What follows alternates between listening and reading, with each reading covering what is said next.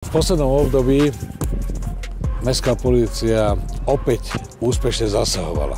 Podarilo sa chytiť dvoch páchateľov krádeží. V jednom prípade krádeže bicykla, v jednom prípade krádeže kolobežky.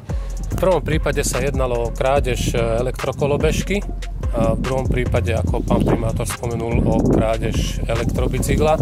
V oboch prípadoch bol zaznamenaný páchateľ priamo pri čine odstraňovania bezpečnostných zámkov. V prípade elektrokolobežky sa páchateľa podarilo opoznať takisto prostredníctvom kamerového záznamu na ulici Nemocničnej, kde bol zadržaný, kde takisto bola zadržaná aj kolobežka, ktorá je aktuálne v priestoroch mestskej polície.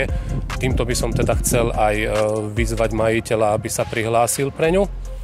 A v druhom prípade zlodej elektrobicykla bohužiaľ utiekol, avšak okamžite boli kontaktované mestské polície v Galante aj v Seredi s požiadavkou na spoluprácu, kedy sa nám zhruba o 2 týždne ozvali z mestskej polície v Seredi, kde páchateľa zadržali, a v spolupráci s mestskou políciou v Galante, kde páchateľ bicykel zanechal, bol bicykel zadržaný a následne bol vrátený majiteľke.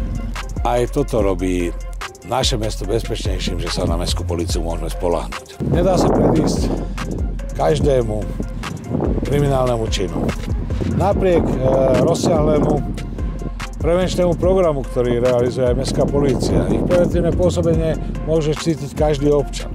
Ale ak sa už kriminálny čin stane a sme schopní práve vďaka aj kamerovému systému objasniť ho, zadržať páchateľa a vrátiť napríklad majetok jeho pôvodnému majiteľovi, je to určite najúčinnejší spôsob, ako odradiť budúcich páchateľov.